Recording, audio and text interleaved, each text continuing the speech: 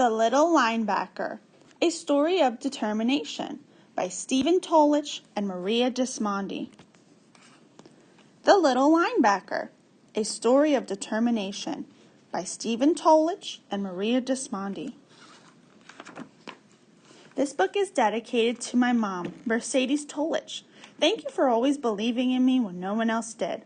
I love you. Thank you to my Aunt Selma and my two mentors and father figures, Jay Lotspitz and Pepe Suarez. Thank you for leading me to the right direction and being positive role models in my life.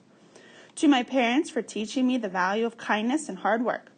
For the precious people in my life, Willow, Lori, and my mom, Joyce. With love.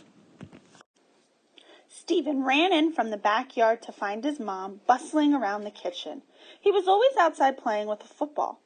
If he wasn't, he was daydreaming about being a professional football player. Something really big for a little kid to think about, and something that seemed possible only in his dreams.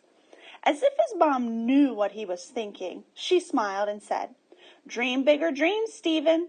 Tomorrow would be a big day." Stephen would go to his first Little League football practice. Stephen raced over to Coach Pep after practice. "Do we have practice again tomorrow, Coach?" he asked eagerly.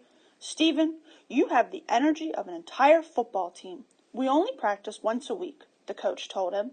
"Come back and I'll teach you how to use that strength to play the game." Stephen walked away, kicking the dirt. He was roaring to go and didn't want to wait an entire week until his next practice. Back at home, his mom said, "Learning something new takes time. Listen to your coach. You will pick it up. Remember, son, slow and steady wins the race," she added. So Stephen came up with a plan. After school, he would round up his neighborhood friends to play football here, there, and everywhere. Then, when he played with his team, he would put his endless energy to work to win the game. A few years later, ... Stephen had to take a math test. He couldn't help but look outside and dream about the big game coming up. Before he could finish the test, the bell rang. When his teacher passed the test back, Stephen winced at all the red marks. The girl next to him looked at his test and made a face. Maybe she thought he wasn't smart enough, Stephen worried. He knew the answers, but it was hard to focus. Like his mom always said, he had to keep his grades up to play football.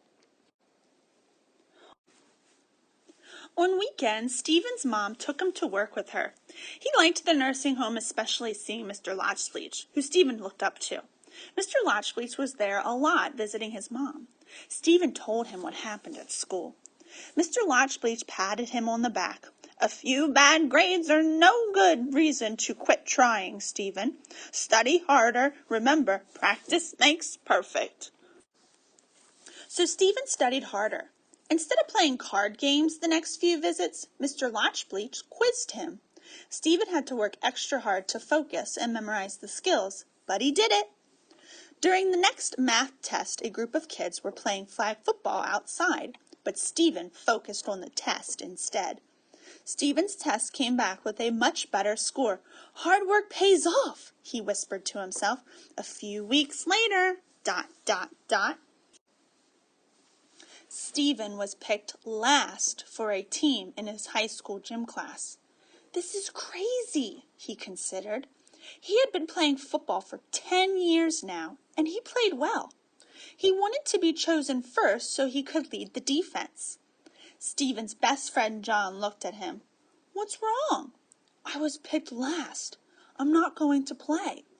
John pulled Stephen aside. "Man, that isn't a reason to give up on the game. Keep playing and be part of the team. Remember, sticks in a bundle are unbreakable."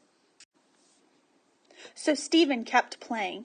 He wasn't always chosen first and didn't always play the position he wanted, but he was a good teammate, and it made him a better player. A few years later, ... Stephen sat in the locker room after a big win for his college team. He overheard some scouts talking about him. "He's undersized and won't make it in the pros." Stephen felt as if he had been hit with a ton of bricks. He looked up at a poster next to his locker. You can, you will. End of story. Stephen had played the game long enough to believe that anything was possible for him. He could and he would. End of story. In a loud, crowd-filled stadium with his mom in the stands, Stephen, captain of the defense, called the play and his teammates lined up. When the ball was thrown, Stephen intercepted it and ran it for a touchdown. The crowd went wild. Stephen was the star of the game.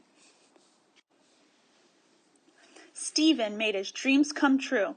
He worked hard, he studied hard, he was part of the team, and he never stopped believing in himself. Today, thanks to the love and support from his mom, Mr. Lotchleach, and friends along the way, Stephen inspires others to dream bigger dreams. He uses his good fortune to pay it forward to other children and families. Tully's tips for kids. Number 1, always listen to your parents. Number 2, eat your fruits and veggies. Number 3, studied hard in school. Number 4, be a good teammate. Number 5, never give up. Number 6, hard work pays off.